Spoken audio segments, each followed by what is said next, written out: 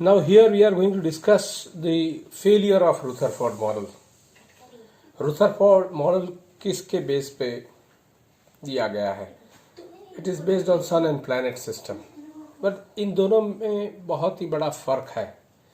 क्या फर्क है? सन और प्लैनेट सिस्टम में ग्रेविटेशनल फोर्स एक्सर्ट होता है और here electron and nucleus both are charge particle. Since they are charged particles, they exert a electrostatic force between them, which is governed by Coulomb's law. अगला जो atom के अंदर की हम बात कर रहे हैं तो इलेक्ट्रॉन प्रोटॉन के बीच में कूलम्ब फोर्स लगता है, electrostatic force. whereas in case of sun and planet they exert a gravitational force. तो अपेरेंटली जो चीज़ें हमें दिखती हैं उसमें ये बहुत बड़ा फ़र्क है. तो वो क्या और फ़र्क लाते हैं? चार्ज पार्टिकल होने की वजह से क्या फ़र्क आएगा? तो क्लासिकल इलेक्ट्रोमैग्नेटिक थियरी क्या कहती है? क्लासिकल इलेक्ट्रोमैग्नेटिक थियरी कहती है कि कोई भी चार्ज पार्टिकल अगर एक्सेलरेट होता है, बराबर समझिएगा, whenever any charge particle get accelerated it emits electromagnetic waves. वो इलेक्ट्रोमैग्नेटिक वेव्स एमिट करता है, मतलब एनर्जी एमिट करता है. Okay, this is the classical concept. Gravitation में ऐसा नहीं होता. ग्रेविटेशन में मास होता है, तो मास अगर एक्सेलरेट होता है तो भी कोई एनर्जी मतलब रेडिएशन एमिट नहीं होता है. whereas in case of electron while moving around the nucleus it performs accelerated motion. तो क्लासिकल इलेक्ट्रोमैग्नेटिक थियरी क्या कहेगी? अगर एक्सेलरेटेड मोशन कर रहा है तो वो रेडिएशन एमिट करता है. रेडिएशन एमिट करता है तो उसकी एनर्जी घटती जाती है. तो अगर आप इस फिगर में देखिए तो पता चलेगा क्या इलेक्ट्रॉन का पोजीशन होगा. Electron start from the bigger orbit, but as it is moving on the circular path it get accelerated.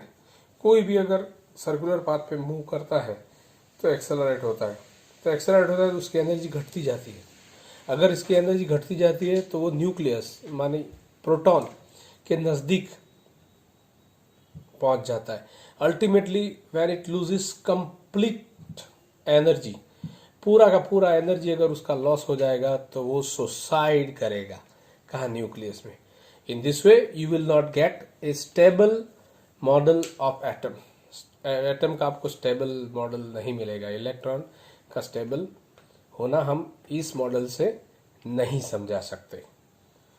तो this is the major failure of the Rutherford model. दूसरी भी चीज एक्स्ट्रा है, फिर भी बोल देता हूं. ये जो इलेक्ट्रॉन है वो कंटिन्यूसली लूजिंग द एनर्जी. अगर वो कंटिन्यूस एनर्जी लूज करता है तो रेडिएशन भी कंटिन्यूस होना चाहिए, हर वेवलेंथ में मिलनी चाहिए. तो हमने ये देखा, ये सारी सीरीज में बामर, पास्चन, ब्रैकेट, फंड, तो ये सीरीज में हमें स्पेसिफिक वेवलेंथ ही मिलती है. We are not getting all continuous range of wavelengths.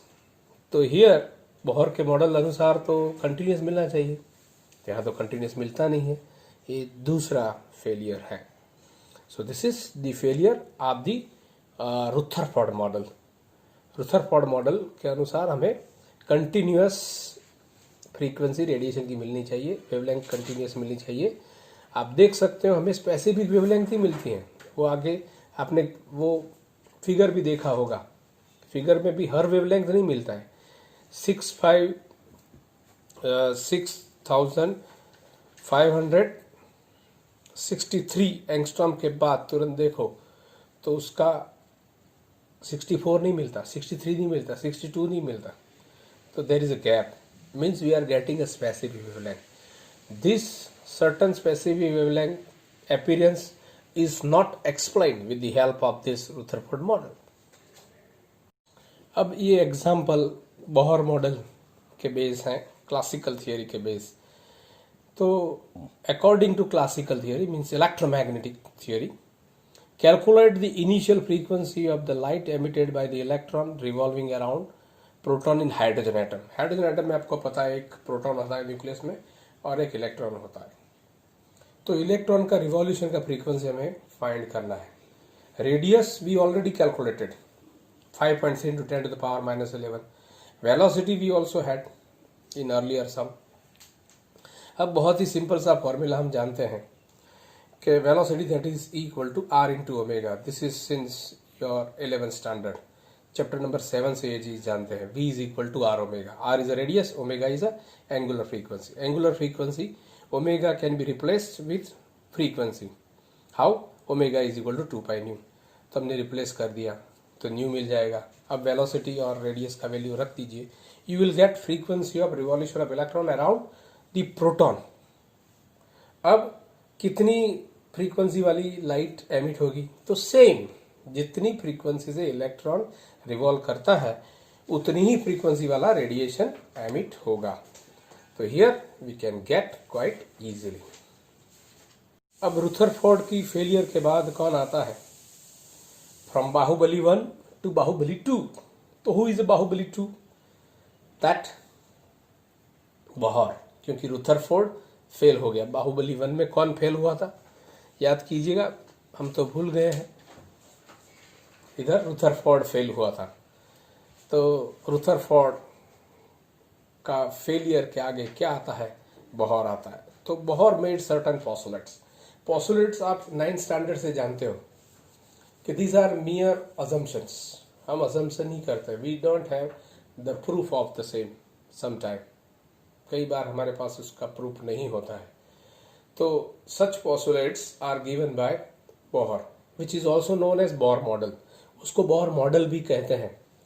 What are those postulates? The first postulate आप देखिए, the electron in an atom could revolve in a certain stable orbit without emission of radiation energy। Electron घूमता है specific orbit में, certain orbit में, लेकिन उस समय वो कोई भी रेडिएशन एमिट नहीं करता। ओके, मतलब उसका जो ऑर्बिट है वही का वही रहेगा, स्टेबल रहेगा, वो न्यूक्लियस के नजदीक नहीं जाएगा। बराबर समझिएगा। So according to this postulate each atom has a certain definite stable states in which it can exist and each possible state has a definite total energy are called stationary orbit और stationary states।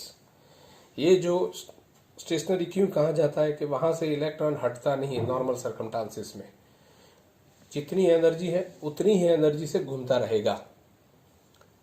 मतलब उसका time के साथ वो orbit का radius change नहीं होगा, वो ऑर्बिट नहीं चेंज होगा। तो उस ऑर्बिट को स्टेशनरी स्टेट्स या स्टेशनरी ऑर्बिट भी कहा जाता है। What is the second postulates? तो हियर राजा महाराजा की तरह है। राजा महाराजा हर जगह पे पानी पूरी नहीं खाते, किसी भी होटल में जाके चाय नहीं पीते, उनका प्रोटोकॉल होता है। उसी तरह ये इलेक्ट्रॉन का भी प्रोटोकॉल है कि वो हर ऑर्बिट में घूमता नहीं है, वो ऐसी ऑर्बिट में ही घूमेगा जिसका एंगुलर मोमेंटम क्या होगा?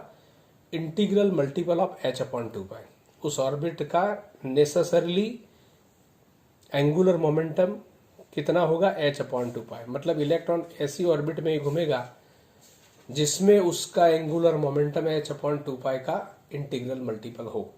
अगर आपको ये लिखना है इक्वेशन में, तो angular momentum L is h/2 multiplied by integer n is integer, it could assume only integer values 1 2 3 4।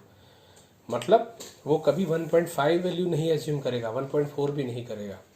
इसका मतलब हम क्या कहते हैं, you already studied in chapter 1। इसको हम कहते हैं क्वांटाइजेशन। किसका क्वांटाइजेशन? तो एंगुलर मोमेंटम का। तो second postulate is all about quantization of angular momentum. ये जेडबली नीट में भी आपको काम आने वाला है अगर आप ठीक से समझोगे। क्योंकि सेकंड पोस्टुलेट किसका क्वांटाइजेशन डिस्क्राइब करता है? तो एंगुलर मोमेंटम का। वो हर कोई वैल्यू एज्यूम नहीं करेगा, ओनली h/2 के इंटीग्रल मल्टीपल वाले जो वैल्यूज हैं उनको ही वो एज्यूम करेगा। This is the second postulate. अब थर्ड पोस्टुलेट्स। थर्ड पोस्टुलेट को बताना पड़ेगा कि ये बोहर मॉडल में आप जो बामर सीरीज मिलती हैं अलग अलग लाइंस, स्पेक्ट्रल लाइंस जो एमिट होती है वो कैसे होती है? तो वो simply when electron makes a transition from higher energy orbit to the lower energy, difference of energy कहाँ जाएगा? तो difference of energy is emitted in the form of radiation, जिसका फ्रीक्वेंसी न्यू है। तो difference of final minus initial, तो E आई minus E F, ये जो difference रहेगा वो हमें फोटोन की एनर्जी देगा। नॉर्मली हम डिफरेंस को फाइनल माइनस इनिशियल कहते हैं, लेकिन इधर इनिशियल माइनस फाइनल लिखा है, तो घबराइएगा मत, क्योंकि ई I is having higher energy, उसका एनर्जी ज़्यादा है और ई एफ का कम है, इसीलिए इस डिफरेंस को हमने लिया है हायर माइनस लोअर, क्योंकि एनर्जी तो कभी नेगेटिव हो नहीं सकती। Okay, so this thing has to be kept in mind. अब ये बोहर मॉडल का इस्तेमाल करते हुए हमें क्या डिराइव करना है? Formula for radius, velocity and energy of the electron. तो बहुत ही आसान, what the second Bohr postulate says, your angular momentum is quantized. It is integral multiple of h upon 2 pi. अब एंगुलर मोमेंटम का formula आपको 7th chapter से पता है, 11th का रोटेशनल मोशन। क्या है एंगुलर मोमेंटम का फॉर्मूला?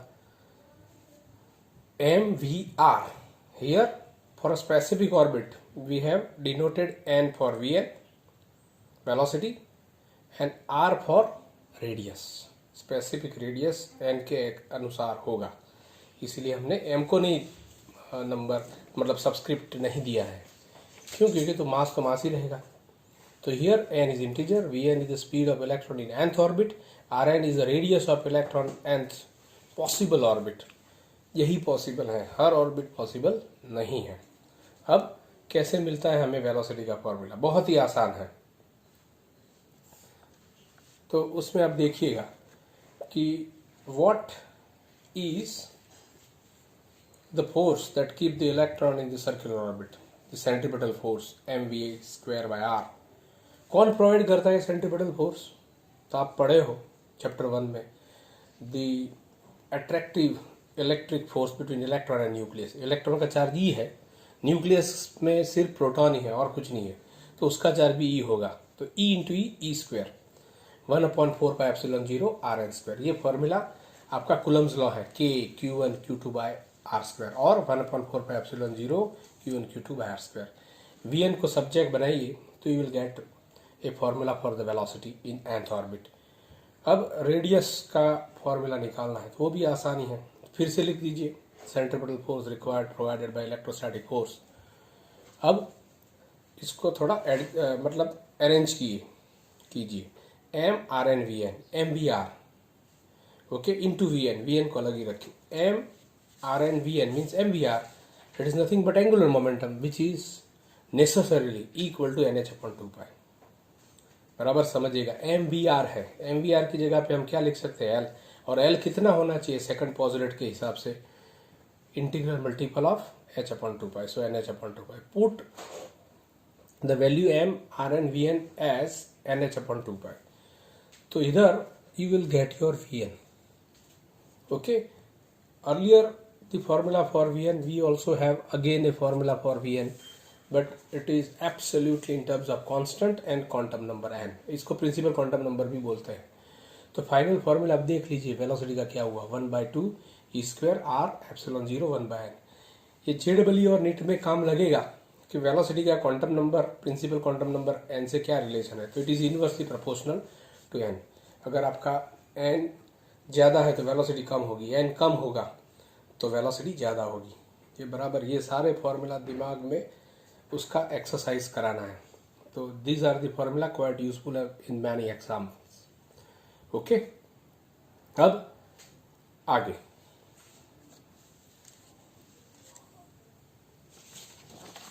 तो इसमें क्या किया है हमने? We have written again the angular momentum as M V R, R N को सब्जेक्ट बनाया। अब वी एन का तो फॉर्मूला हम डिराइव कर चुके, तो वी कैन सब्सटीट्यूट। तो substitute V N in this formula, you will get radius. Again you will get an important fact with the radius. Radius of the orbit is directly proportional to square of quantum number, principal quantum number.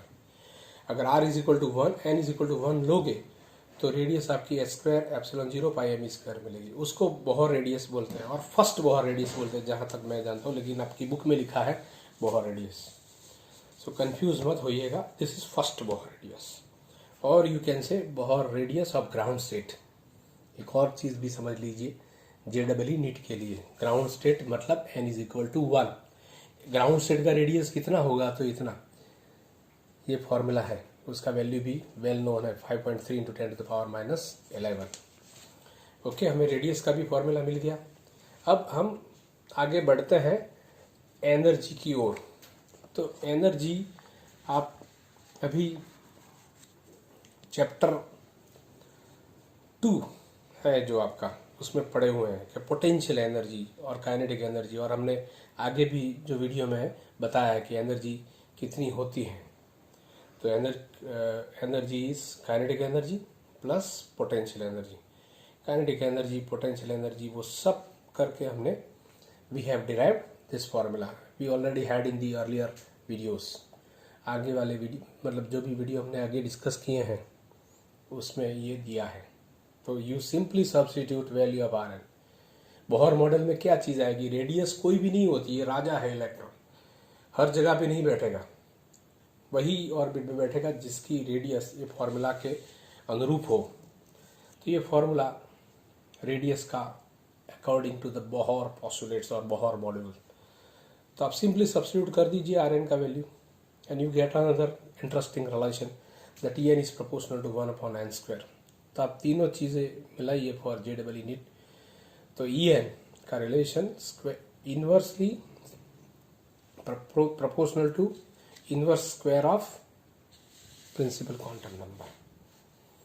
Okay, तो r n directly proportional to N square, E N inversely proportional to N square and V N inversely proportional to N.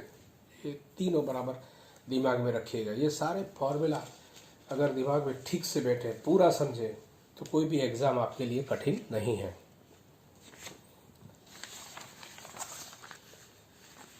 अब इस energy का value find करते हैं। N को एक ही जगह पे, क्योंकि N is a variable, N को एज इट इज रहने देते हैं। एम ई एप्सिलॉन 0h का वैल्यू रखेंगे तो इतना आएगा 2.18 10⁻18 जूल। ये जूल में है। इलेक्ट्रॉन वोल्ट में ले जाने के लिए क्या करना पड़ेगा, इसको 1.6 इंटू 10⁻19 से डिवाइड करना पड़ेगा, तो इलेक्ट्रॉन वोल्ट में आ गया। तो we got a very nice formula of energy of electron in hydrogen atom -13.6 by n square in electron volt. अब आपको ये थोड़ा अजीब लगेगा कि एनर्जी नेगेटिव क्यों है। एक्चुअली नेगेटिव एनर्जी हमें कुछ इंडिकेट करता है। इधर क्या इंडिकेट करेगा, इधर ये इंडिकेट करता है कि जो हमारा इलेक्ट्रॉन है वो फ्री नहीं है, ये इलेक्ट्रॉन का फ्री एनर्जी नहीं है। Electron is bound with the nucleus, ये न्यूक्लियस से बंधा हुआ है। ओके, तो आपको इससे नेगेटिव साइन से कम नहीं समझना है। नेगेटिव साइन मतलब this is the energy with which electron is bound. अब जितनी एनर्जी से इलेक्ट्रॉन बंधा हुआ है इतनी एनर्जी उसको रिलीज करने के लिए, उसको फ्री करने के लिए देना पड़ेगा। तो इसको सम टाइम बाइंडिंग एनर्जी भी बोलते हैं। 13.6 बाय n स्क्वायर है तो आपको इतना देना पड़ेगा, उतना ही, तो electron will be free from the field of nucleus. Nucleus से फील्ड से वो अलग हो जाएगा। हमने जो सारे यहाँ इक्वेशन डिस्कस किए हैं वो सर्कुलर ऑर्बिट के लिए किए। Why the circular orbit? Circular orbit for the sake of simplicity, हमें चीज़ें आसान हो इसलिए बोहर ने सर्कुलर ऑर्बिट ली है। उसके पास कोई लॉजिकल रीजन नहीं है। पर अगर हम ये इक्वेशंस, सारे इक्वेशंस हम एलिप्टिकल ऑर्बिट को अप्लाई करें तो हमें यही परिणाम मिलेंगे। We got the same result. We will get the same result as we had for the circular orbit. Circular orbit में जो मिले वही हमें रिजल्ट्स इसमें भी मिलेंगे।